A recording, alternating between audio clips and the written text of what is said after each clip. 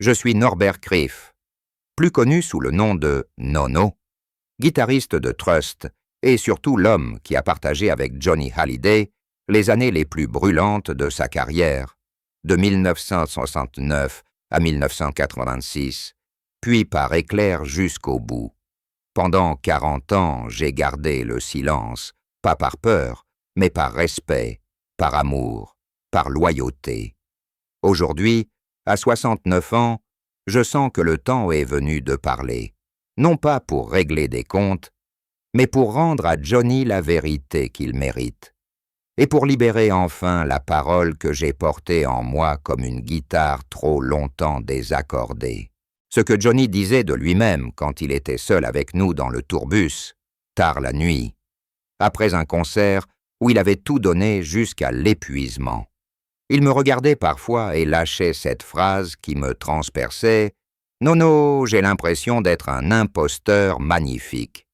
Il riait, mais ses yeux ne riaient pas. Il savait qu'il avait bâti un monument sur du sable, qu'il avait vendu son âme pour rester le roi, et qu'il payait chaque note de ce contrat faustien avec des morceaux de sa santé, de sa vie privée, de ses enfants. Il me confiait qu'il avait toujours eu peur de ne pas être aimé pour lui-même, mais pour l'idole, pour le mythe, et que cette peur le rongeait plus que n'importe quelle cigarette ou n'importe quelle ligne de cocaïne. Il parlait souvent de sa voix, cette voix qu'il saillissait certains jours parce qu'elle ne correspondait pas à l'idée qu'il se faisait d'un vrai chanteur de rock.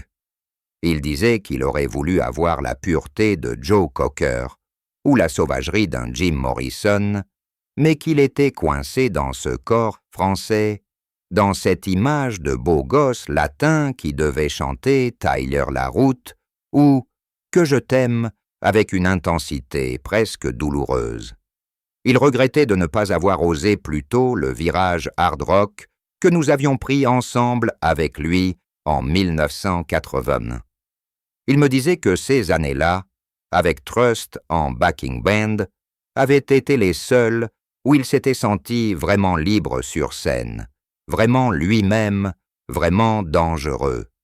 Il pleurait parfois en se souvenant du Zénith 1944, quand il avait chanté Le Survivant devant 15 000 personnes qui hurlaient et qu'il avait senti pour la première fois que le public l'aimait pour sa rage et pas seulement pour son sourire.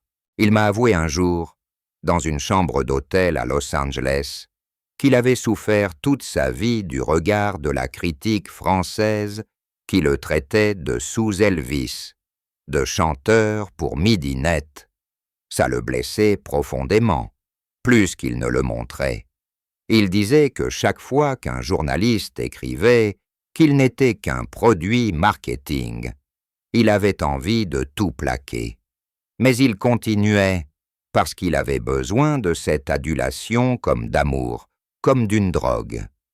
Il regrettait amèrement d'avoir laissé certains conseillers le transformer en machine à tubes dans les années 90 et 2000, d'avoir accepté des chansons trop lisses, trop calculées.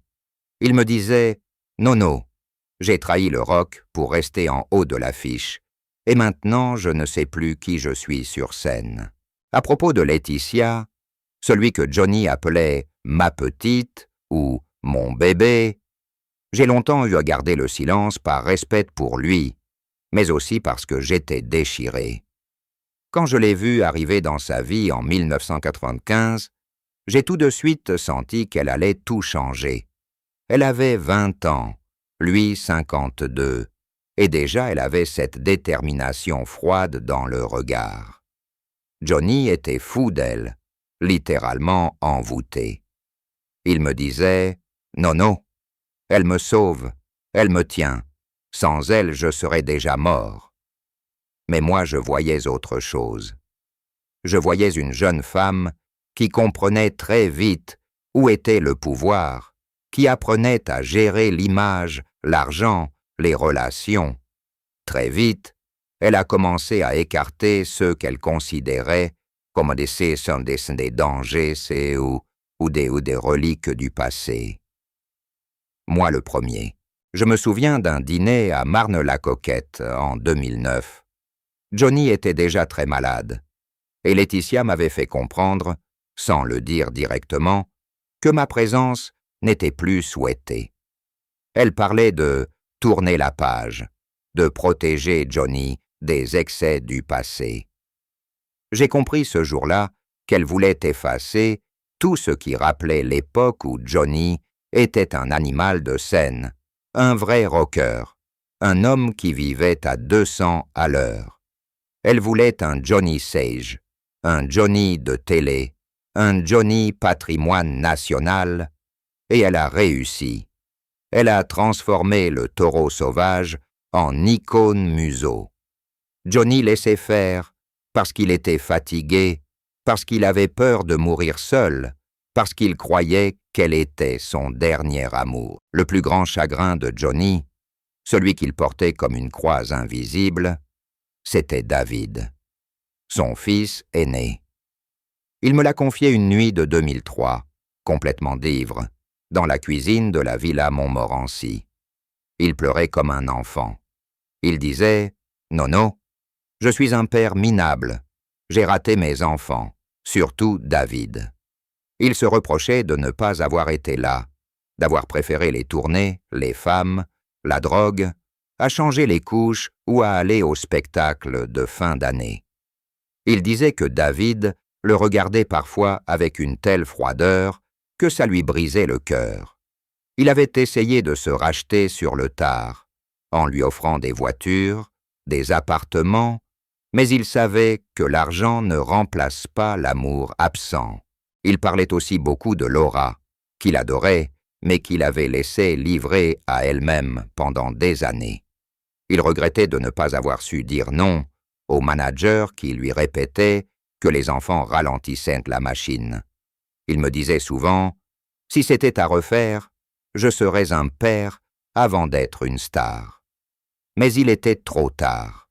Et quand il a compris ça, il a passé les dernières années de sa vie à essayer de réparer, à appeler David tous les jours, à lui écrire des lettres qu'il n'envoyait jamais. Le jour où David a accepté de venir le voir à Marne-la-Coquette en 2017, Johnny m'a appelé en pleurant « Nono, il est venu, mon fils est venu. » C'était quelques semaines avant sa mort.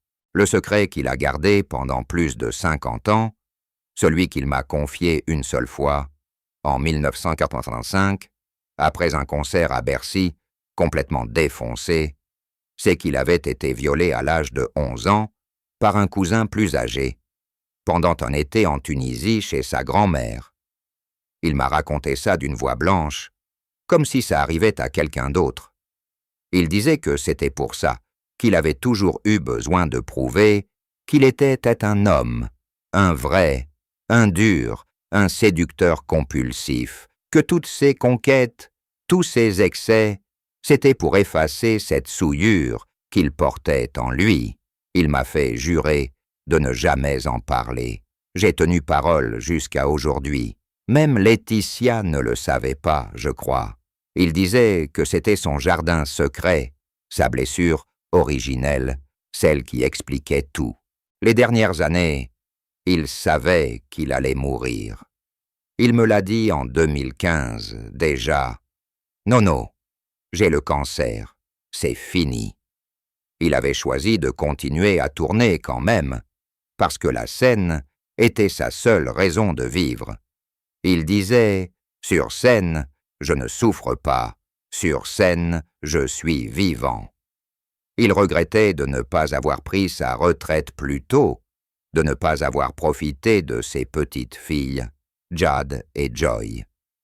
Il disait qu'il avait vendu son âme pour rester Johnny Hallyday jusqu'au bout, et qu'il ne savait plus qui était Jean-Philippe Smet. Il me parlait souvent de son enterrement. Il voulait que ce soit énorme, que la France entière en deuil, pour se prouver qu'il avait existé. Les mauvaises habitudes qu'il m'a laissées, c'est d'abord cette impossibilité à dire non. Johnny ne savait pas dire non, ni aux excès, ni aux femmes, ni aux managers, ni au public. Il m'a transmis cette frénésie, cette nécessité de brûler la chandelle par les deux bouts. Pendant des années, j'ai vécu comme lui, alcool, drogue, nuit blanche, jusqu'à ce que je frôle la mort en 1996. C'est aussi lui qui m'a appris à avoir peur de l'abandon, à m'accrocher aux gens toxiques par peur d'être seul. Et surtout, il m'a laissé cette culpabilité permanente de ne pas avoir été là quand il avait besoin de moi, ces dernières années où il était enfermé dans sa prison dorée avec Laetitia. Mon propre chagrin, c'était de ne pas avoir su le sauver de lui-même. Je me reproche de ne pas avoir été plus présent après 2009, de m'être laissé écarter comme un vieux souvenir gênant. Je me reproche de ne pas avoir dit à Laetitia d'aller se faire foutre quand elle m'interdisait de voir Johnny. Je me reproche de ne pas avoir été là le 5 décembre 2017, même si on ne m'aurait pas laissé entrer. J'ai pleuré comme un gosse quand j'ai appris sa mort à la radio. J'étais en répétition avec Trust, et j'ai dû sortir. Je n'arrivais plus à respirer. Pendant des mois, j'ai fait des cauchemars où je le voyais sur scène, jeune, beau, indestructible, et je me réveillais en hurlant son nom. Et puis est arrivé ce moment, à l'âge de 69 ans, où j'ai décidé de rompre le silence. C'était en avril 2025, pour mes 69 ans précisément. J'ai donné une longue interview à Paris Match, puis un livre est sorti en septembre. J'y ai tout dit, les excès, les regrets, le secret, Laetitia, tout. Et j'ai parlé d'elle, de la veuve, de celle qui porte encore le nom de Johnny comme un trophée. Je n'ai pas mâché mes mots. J'ai dit qu'elle avait transformé le souvenir de Johnny en marque déposée, qu'elle avait spolié David et Laura, qu'elle vivait encore dans le passé, au lieu de laisser Johnny reposer en paix. Et puis, parce que la vie était ainsi faite, j'ai rencontré quelqu'un. Elle s'appelle Sophie. Elle a 49 ans, elle est photographe, elle n'a jamais connu le milieu du show business. Avec elle, j'ai retrouvé le goût de vivre, de faire de la musique pour le plaisir, de dormir la nuit. Elle m'a aidé à faire le deuil, à comprendre que Johnny aurait voulu que je sois heureux. Aujourd'hui, je joue encore, je ris encore, j'aime encore. Et quelque part, là-haut, il sourit en me voyant enfin libéré du poids de ses fantômes. Les dernières étapes de sa carrière, celles qui ont suivi mon départ forcé du cercle en 2009, ressemblent pour moi à un lent suicide en public. Johnny savait qu'il était condamné dès 2008, quand les médecins lui ont trouvé ce cancer du côlon qu'il a d'abord réussi à cacher à tout le monde, même à moi pendant quelques mois. Il m'a appelé un soir de ces soirs d'hiver où la pluie cognait contre les vitres de sa maison de Pacific Palisades, et il m'a dit simplement « Nono, j'ai la saloperie, mais je vais la battre, tu me connais. » Il voulait encore croire qu'il était plus fort que la mort. Il a choisi de remonter sur scène dès qu'il a pu tenir debout, contre l'avis de tous les médecins, parce que l'idée de ne plus être Johnny Hallyday sur une scène lui était insupportable. Il me répétait « Si je ne chante plus, je ne suis plus rien, je ne suis plus personne. » Alors il a fait la tournée Route 66 en 2009, puis le Tour 66, puis les Vieilles Canailles, puis les Resters Vivants, puis encore des zéniths et des stades, jusqu'à ce que son corps ressemble à un vieux moteur qui tourne sur la jante. Je l'ai revu une dernière fois en répétition à Los Angeles en 2016. Il pesait à peine 60 kilos. Il avait le teint gris, les yeux enfoncés, mais il voulait encore chanter ma gueule, et toute la musique que j'aime comme s'il avait 20 ans. Il m'a pris dans ses bras, il tremblait, et il m'a glissé à l'oreille Nono, je vais crever sur scène. C'est ça que je veux, comme Molière, tu te souviens. Il avait décidé que sa mort serait aussi un spectacle, un dernier show géant, et y a tout organisé dans ce sens. Les derniers concerts des Vieilles Canailles, en 2017, étaient déjà une sorte de testament. Il savait qu'il n'irait pas jusqu'à Noël. Il m'a demandé de venir jouer avec lui sur Allumèrent le feu à Bercy. Mais Laetitia a bloqué l'idée en disant que le public voulait se voir les trois vieux ensemble, pas un invité surprise. J'ai compris que même pour mourir, il n'était plus libre. Il avait accepté de chanter des chansons qu'il détestait, des duos avec des jeunes qu'il ne comprenait pas, des medleys interminables où on le faisait ressembler à un jukebox humain. Il me disait au téléphone « Je suis devenu un karaoké de moi-même, Nono ». Il regrettait amèrement d'avoir laissé son répertoire être pillé, remixé, transformé en sonnerie de portable. Il aurait voulu finir avec un album brut, sale, électrique, comme à l'époque où on enregistrait Pas facile ou La peur en une seule prise. Mais on lui imposait des producteurs qui mettaient des autotunes sur sa voix cassée.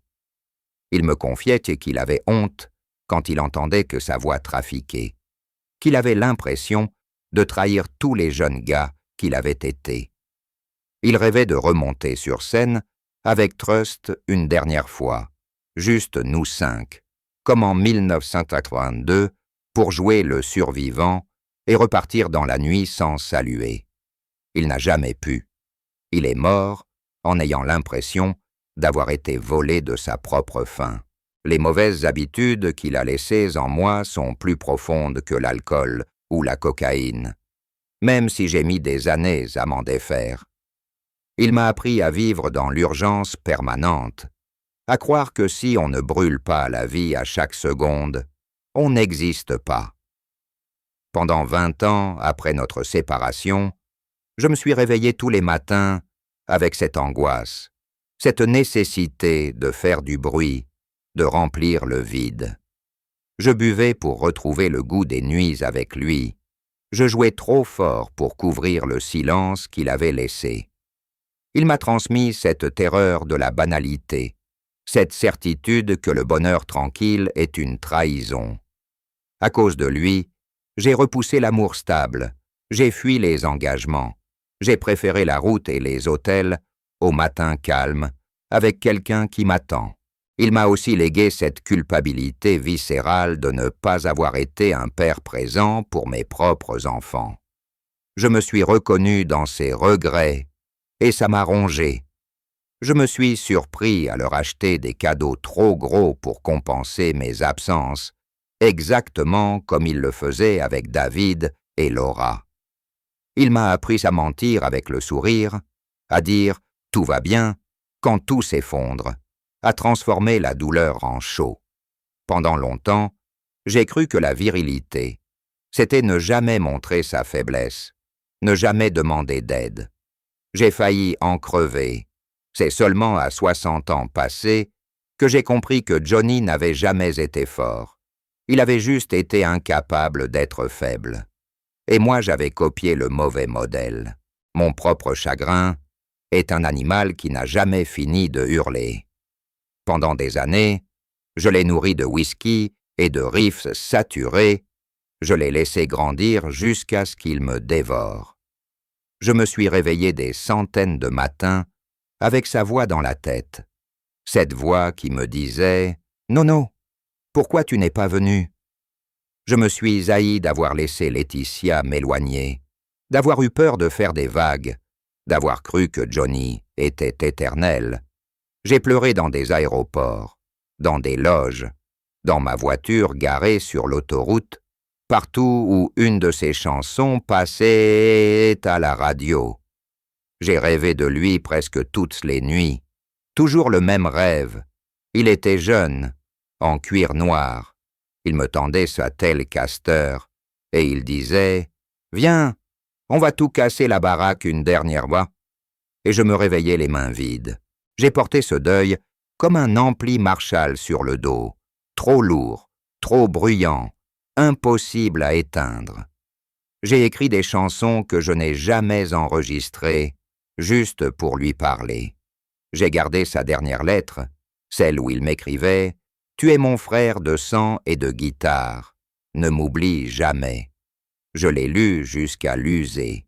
J'ai pleuré le jour où on a vendu sa Harley, le jour où on a transformé la Lorada en musée, le jour où Laetitia a sorti le documentaire où il n'y avait presque pas de nous, presque pas du vrai Johnny. Mon chagrin, c'était aussi une colère sourde contre ceux qui ont fait de sa mort un business, contre ceux qui ont effacé le rocker pour ne garder que l'icône lisse. J'ai mis des années à comprendre que pleurer n'était pas trahir sa mémoire, mais la seule façon de la garder vivante. Et puis est venu le jour où le silence est devenu plus lourd que la vérité.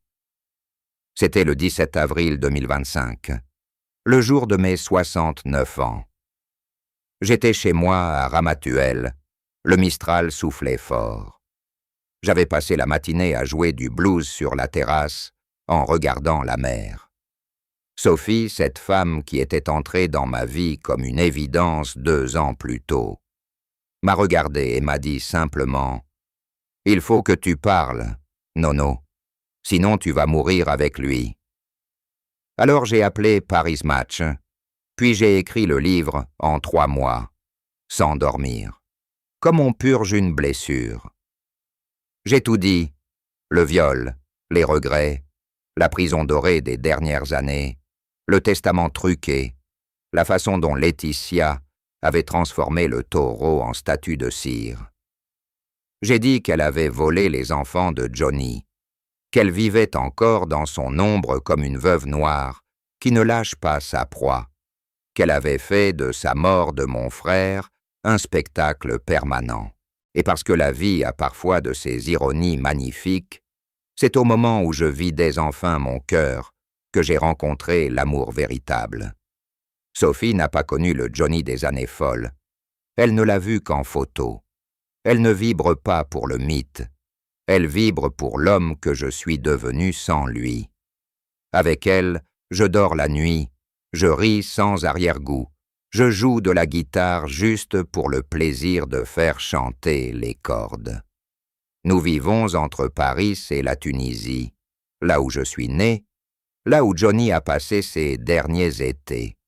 Nous avons planté un olivier dans le jardin en mémoire de lui, et quand le vent passe dans ses feuilles, j'ai l'impression d'entendre sa voix qui me dit enfin « Vas-y, Nono, vis, je t'ai assez encombré. » Pour la première fois depuis 40 ans, je respire sans que ça me fasse mal. Johnny est toujours là, mais il est devenu une lumière douce plutôt qu'un incendie qui me consume. Et je sais qu'il sourit, quelque part, en me voyant enfin libre.